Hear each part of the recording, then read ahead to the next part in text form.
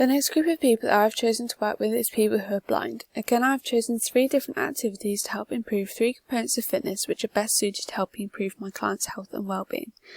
These components of fitness are balance, flexibility and cardiovascular fitness. For this specific group, I had to choose to work with a set of clients, and these clients are the blind vets. It is common for people who are blind to have other conditions, so for each exercise I've chosen a contraindication, which means that there'll only be one for each exercise.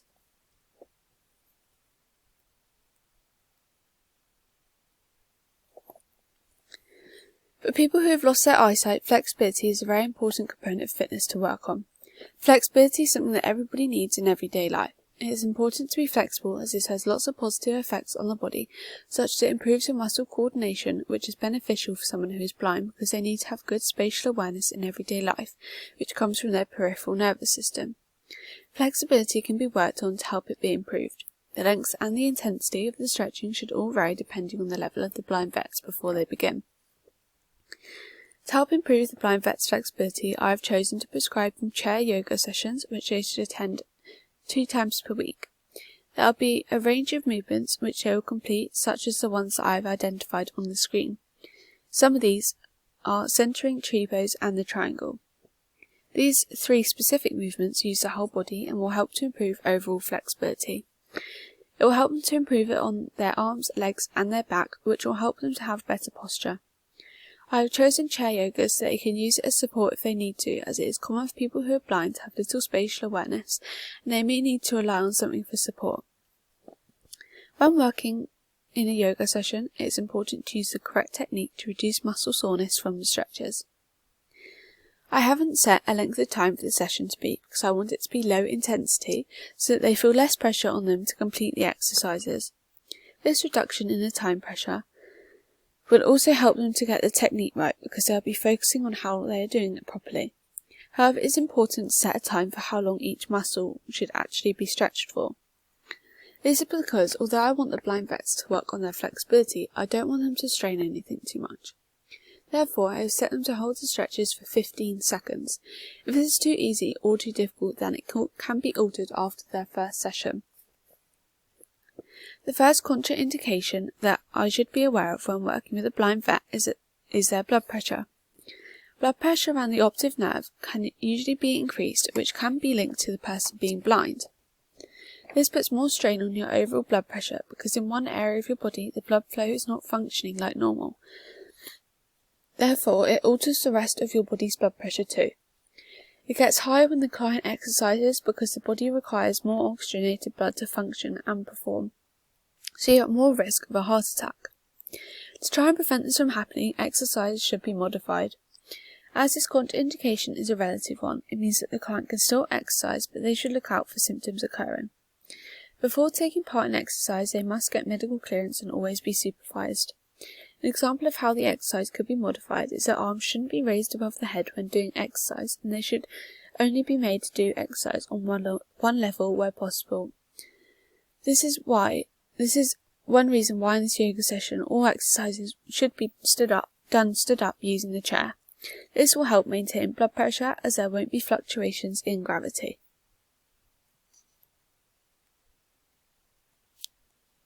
The next component of fitness I have chosen for the blind vets to focus on is balance. Balance is important for someone who is blind because they have limited spatial awareness. Therefore, if they trip or bump into anyone whilst doing everyday activities, they require balance to regain their composure, as they wouldn't be able to tell where the issue came from very easily. The more balance that you have, the more able your body is to move and function properly. Therefore, I have chosen to give the blind vets a core stability session to help their balance get better. As your core is in the centre, or the midline of your body, it is a place where you can ground yourself if you need balance. If you have a weak core, you're more likely to fall over because it cannot support you very well. Therefore, by getting stronger in our core, you'll have a much better upright posture which will ensure that you are more stable. To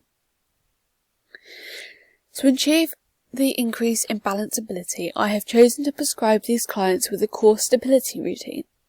The exercises within this will be sit-ups, the plank, hollow holds and crunches.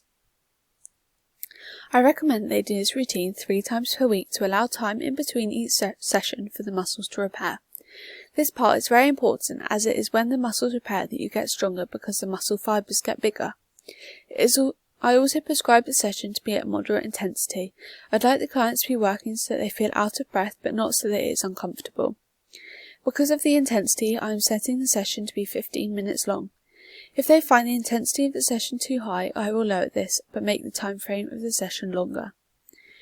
Within the session, I am prescribing them to do 10 repetitions of each exercise, then once every exercise is completed, they should repeat this again. The next type of contraindication for this group of people is a condition which can evolve from the blind vet possibly having high blood pressure. This contraindication is chronic heart disease. According to the www.nhs.uk, the risk of chronic heart disease significantly increases if you have high blood pressure. As explained in my previous slide, people who are blind can commonly have high blood pressure due to the different pressures in their body around their eyes. Chronic heart disease occurs when your heart's blood supply is interrupted or sometimes blocked by a build-up of fatty substances in your vessel walls. This stops blood from flowing, which can put you at higher risk of a heart attack. The build-up of fatty substances can be caused by lack of exercise, which would be common for the blind vets because not having your sight can affect your ability to exercise frequently and easily. This causes fat to not be burnt off and they carry more in their blood vessels. This contraindication is a relative one, so they can still exercise. However, as this condition is linked to their heart, if they show similarities to this condition, the exercise should be modified as much as possible to reduce the risk. For example, proper breathing whilst doing these exercises should be demonstrated so that no oxygen is restricted to the blood, and also where possible, the exercises should always be done on one level. For example, either on the floor or stood up to reduce motion or gravity fluctuations.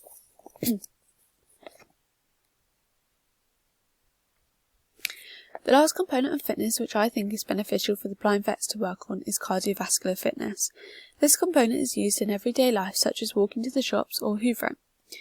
However, it is also really important to have a good level of fitness when you have a higher risk of developing heart issues. Commonly, people who are blind suffer from high blood pressure due to their inconsistency of pressure on their blood vessel walls. This can be linked to why they have bad eyesight. However, the blood pressure issue can also cause other conditions to occur with the heart, as it is under more pressure when performing its role. Therefore, if the participants can do the physical activities to strengthen their heart, the risk of poor health is decreased. Doing aerobic activity is also beneficial because it burns fat which can line the body's blood vessels, which can also add to them having high blood pressure. To improve cardiovascular fitness, I am prescribing a static cycling session for the clients to do. This will take place 2 times per week. I have chosen to do this frequently because it gives the participants time to recover in case their muscles are sore afterwards, and when combining this into the week where they are also stretching and doing core strength, I don't want the clients to feel too fatigued and unable to partake in any activity completely. It is suggested that you should take part in aerobic activity every week. The time for this varies depending on the intensity of the exercise. As I am prescribing a moderate to high intensity routine, they only need to do this session twice a week. The recommended amount is 75 minutes in total, whereas my blind vet clients will only be getting 60 in the sessions combined.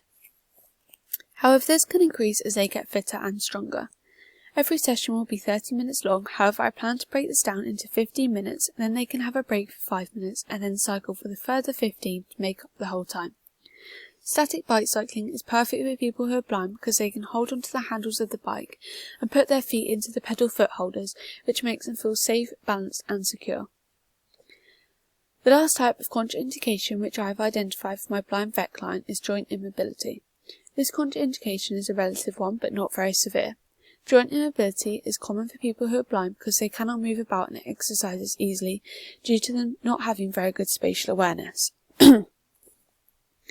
If they choose not to exercise for reasons like this, they will quickly lose mobility and therefore joints will be stiffer. This is not a huge risk to them, however it will cause exercise to be more painful, and if your body isn't as flexible and you cannot move as easily, then you are at higher risk of breaking something or injuring yourself. Still take part in activities such as aerobic session. It can be modified to always make it easier. For example, to try and reduce discomfort because of joint immobility, the resistance of the static bike could be lowered so you aren't cycling against such an added force. Instead, you're allowing your joints to work naturally, which over time will help to improve their mobility and the client's fitness levels, because this is an aerobic-based work session.